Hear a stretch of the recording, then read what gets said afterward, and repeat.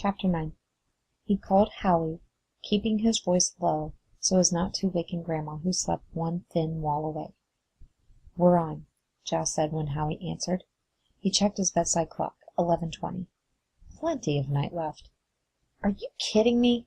Howie complained. "Colbert's on in like 10 minutes. Besides, after the morgue, I'd figured you'd stop being super cop. First of all, we're going in a few hours. Not right now. To see it closer to when the killer was there. Second of all, not a chance. Third of all, if you want me to forgive you for writing out our field trip to the morgue to Connie, you'll do this." "Oh, come on." "I can't believe you told her. Whatever happened to bros before hoes?" There's a little known corollary to bros before hoes, which states that if bro 1 is terrified because bro 2's girlfriend can make his nose bleed just by looking at him the wrong way, he's allowed to put hoes before bros. I chose to implement that corollary because your girlfriend is a total badass.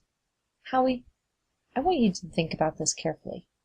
Who are you really more afraid of, Connie or me? Howie went silent for a moment. Honestly? Some days it's about even.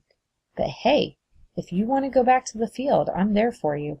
On one condition. Jas groaned. He could tell from Howie's tone of voice what that condition would be. Jas caught a few hours' sleep, then sneaked out of the house. Howie was no slouch at sneaking away from his overprotective mother either. He was already waiting for Jas at their usual meeting spot, a goofily tall shadow in the moonlight. "Left shoulder this time," Howie said as he climbed into the Jeep. "It's going to be a flaming basketball. I mean, like one that's actually on fire, you know." Wait, he said, before Jas could interrupt. "Let me see what we've got so far so I can be sure."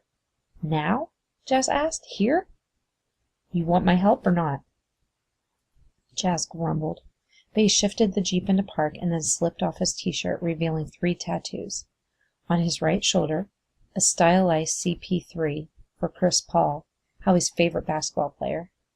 Across the broad sweep of his back, a Yosemite Sam with both pistols drawn. Around his right biceps, a black string of Korean characters that Howie swore translated to "I am strong and mighty in the wind," but which Jas feared actually translated to "another dumbass white kid with Asian tats." Laugh out loud. Howie had wanted the first tat, the Paul number, last year, but his parents and his doctor thought it was too risky, given Howie's particularly persnickety flavor of hemophilia.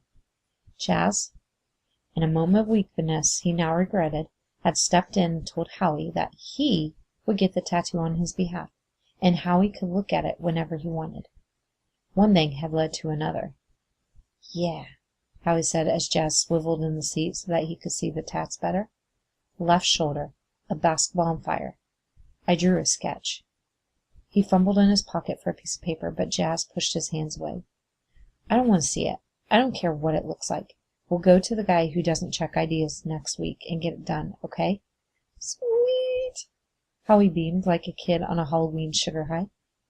"But if that Erickson guy shows up out of nowhere again to arrest us, I'm going to be totally pissed." "Yeah, well, me too." The thought of Erickson popping up again made Jas think of the way the deputy had glared at him the night before, leaving just the slightest impression that he wouldn't unlock the handcuffs. Erickson had enjoyed that moment, Jas knew. Billy had always said that there was only a hairbreadth of difference between cops and killers. As they drove to the field, Howie said, "You know what?" "What?" "I think I would follow you into the battles of hell." "That's nice. But I would still ask you why we were going to the battlefields of hell." "Right." Sometimes talking to Howie was an exercise in extreme patience. It was patience as Olympic sport. He talked circles and circles and circles until the conversation was a whirlpool. "What I'm saying is, I'm going tonight. I'm there for you. But I still have to ask, why are you so obsessed with this?" "He told you yesterday. I think this is a serial killer." "So? If it is, the cops will eventually figure it out. And a lot of other people might die in the meantime." "People are dying all over the world. Right now. Everywhere." And you know they're dying. It's totally not theoretical. So why are you so focused on this totally imaginary, maybe not real, serial killer? Jas pressed his lips together tightly as if he could physically prevent himself from speaking. But some part of him needed to say what came next, and that part overrode the rest of him. Because, he said quietly, if I catch killers, then maybe that means I'm not a killer. Howie snorted. You are so totally not a serial killer. I can prove it. This should be good. Go ahead, Dr. Freud. Howie rushed on, his gestures animated. Look it. Serial killers tend to go after the weak, right? The ones who can't fight back. Well, who's weaker than me, man? I bleed at the sight of a knife. I could hemorrhage to death by being hit with a spoon. All true. But you're my best friend, and you'd never hurt me. That should tell you everything you need to know. Howie crossed his arms over his chest and nodded, as if he'd just solved cold fusion. It was a nice thought, and Jas really, truly wished it meant what Howie wanted it to mean. But even serial killers could form attachments. There was a couple he'd read about in England where the husband tortured and killed all sorts of women, including his own daughters, but never harmed his wife. It was another 20 minutes to the field where Jane Doe was found. They were silent for the rest of it. Howie leaned against his window, staring out at the darkness as they pulled onto an access road without street lamps. Only the moon offered any light, its luminescence shredded and blotched by the trees overhead. As Jas parked along the road, they would have to walk the mile to the spot where Jane Doe was found, so as not to leave tire tracks. Howie spoke up. What's your middle name again? What? Your middle name. I don't remember it. Why do you want to know? Starts with an F, right? What's the big deal? Jas asked as they got out. He opened the back of the Jeep to haul out the small stuffed duffel bag. Serial killers all have 3 names, Howie said. I'm checking to see what yours is like. I think that's assassins. John Wilkes Booth, Lee Harvey Oswald. Serial killers too, Howie insisted. They began walking toward the crime scene. Like John Wayne Gacy, Bobby Joe Long, Jeremy Bryan Jones. You've spent way too much time with me to know all those guys. And more. William Cornelius Dent, the Boston Strangler. Now you're being ridiculous. Boston isn't his middle. I can be ridiculous all night long. Fine. Francis. It's Francis. Jasper Francis Dent, Howie mused. He said it several more times, giving it different inflections and different emphasis. Jasper. Francis Dent. Jasper Francis Dent. Finally he shook his head. Nah, it doesn't work. Doesn't sound right. I don't think you're a serial killer. Carefully, stepping through tall weeds and dead stalks of soybean plants, Jas muttered. Well, that's a relief. But deep down he was surprised by how grateful Howie's pronouncement made him feel. They finally crested the hill that overlooked the site where Jane Doe's body had been found. The crime scene tape still staked out a lopsided hexagon.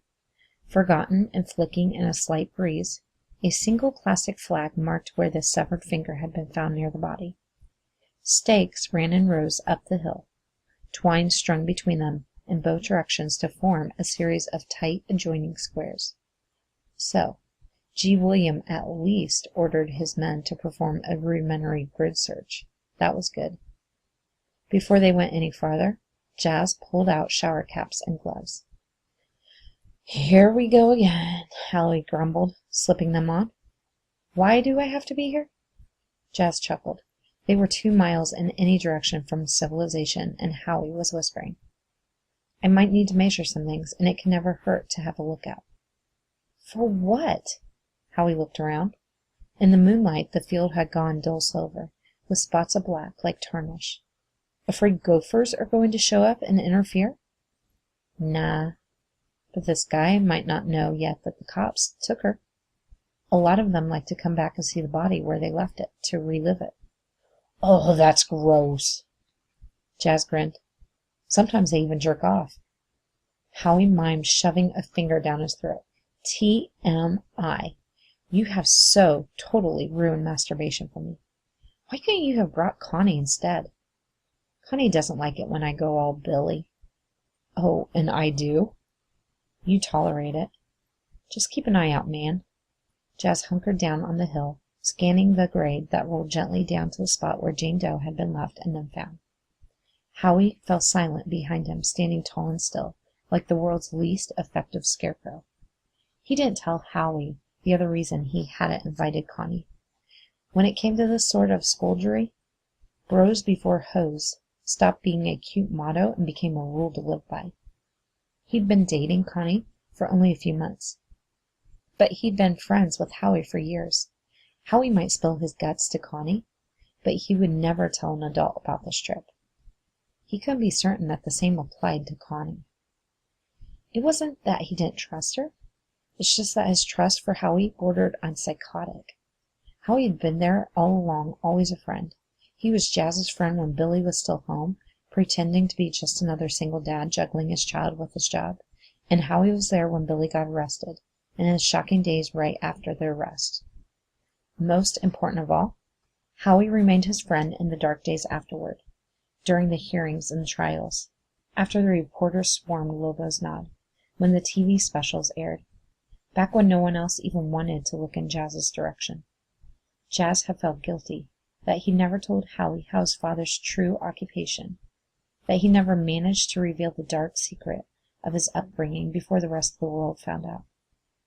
But, like the children of alcoholics and the victims of abuse, Jas had been a master at compartmentalizing.